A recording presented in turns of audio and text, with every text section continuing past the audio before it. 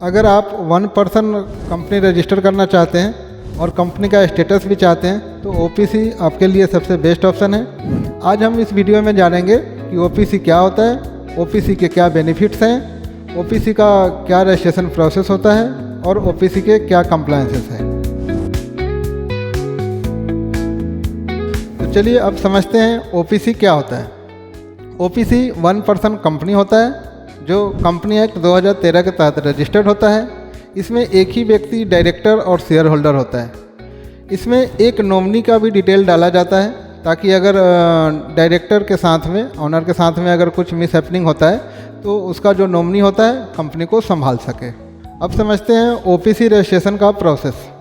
Step 1 में DAC register करनी होती है। जो भी इसके ऑनर डायरेक्टर होते हैं उनका डीएसी बनाया जाता है। डीएसी डिजिटल सिग्नेचर सर्टिफिकेट होता है। इसके लिए mobile number, email ID, passport size photo required होता है।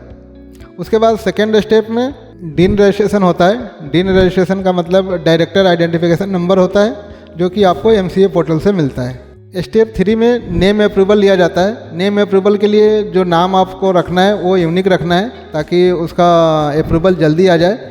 नेम अप्रूवल के साथ में ये ध्यान रखना होता है कि कोई भी नाम आप रखते हैं जैसे XYZ तो उसके बाद में ओपीसी प्राइवेट लिमिटेड लिखना ज़रूरी होता है। स्टेप 4 जब आपका नेम अप्रूवल आ जाता है उसके बाद आपको MOA बनाना होता है। MOA में आपकी बिजनेस की एक्टिविटी को दिया जाता है। बिजनेस क्या करने वाले हैं, क्या एक्टिविटी रहेगी, उसकी सारी डिटेल आपको MOA में फाइल करना होता है। उसके बाद AOA बनाना होता है। AOA में आपके इंटरनल रूल्स रेगुलेशन लिखे होते हैं कि कैसे कंपनी रन होगा। उसके बाद आपको फाइनल इनकॉर्पोरेशन फॉर्म फाइल करना होता है। उसमें आपको डायरेक्टर की डिटेल, कैपिटल डिटेल्स और आपके नॉमिनी की डिटेल डाली जाती है। क्योंकि आपको नॉमिनी का डिटेल इसलिए डाला जाता है, ओपीसी में कंपलसरी है, तो आपको नॉमिनी की भी डिटेल डालनी होती है। और जब सारे डॉक्यूमेंट वेरीफाई हो जाते हैं उसके बाद आपको एमसीए की तरफ से सीन, पैन और टैन मिल जाता है। उसके बाद आपका ऑफिशियल ओपीसी कंपनी रजिस्टर्ड हो जाती है।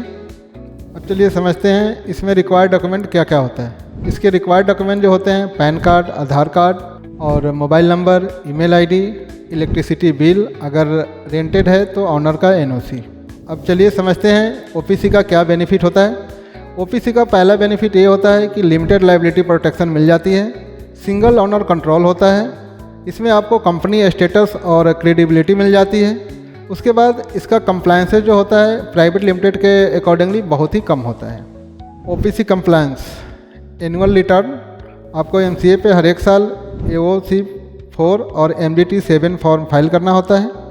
इनकम टैक्स रिटर्न ओपीसी को हर एक साल इनकम टैक्स रिटर्न करना पड़ता है। बुक्स ऑफ अकाउंट में आपको कंपनी की ईयरली कंप्लायंस भरनी होती है जिसमें आपके सारे ट्रांजैक्शन प्रॉपर्ली मेंटेन करने होते हैं।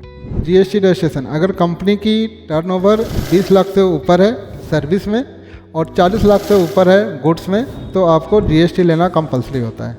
अगर आप सिंगल ऑनर बिजनेस और कंपनी स्टेटस के साथ में बिजनेस शुरू करना चाहते हैं तो ओपीसी आपके लिए बेस्ट ऑप्शन है। अगर आपको ओपीसी, LLP या प्राइवेट लिमिटेड या GST रजिस्ट्रेशन किसी से भी रिलेटेड कोई भी अगर क्वेश्चन हो तो आप हमें कमेंट कर सकते हैं या हमें दिए हुए नंबर पे कॉल या व्हाट्सएप कर सकते हैं। हम आपको पूरा हेल्प करेंगे। Thank you so much.